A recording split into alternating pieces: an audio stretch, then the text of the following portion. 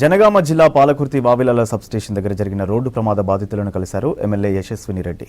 ఆ తర్వాత ప్రభుత్వ ఆసుపత్రిలో చికిత్స పొందుతున్న వారిని పరామర్శించారు. అండగా ఉంటామని హామీ ఇచ్చారు. అంతకుముందు లారీ బస్సు ఢీకొట్టిన ప్రదేశాన్ని పరిశీలించారు.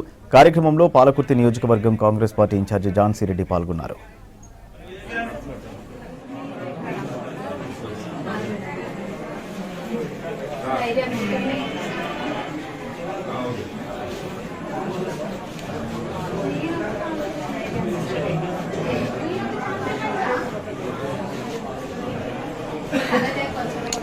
బాగున్నా తెరిచేయ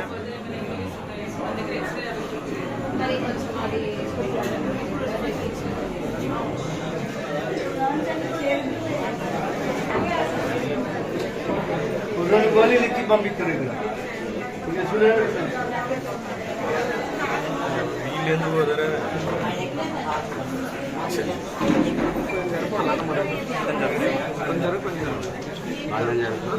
ఏమంటా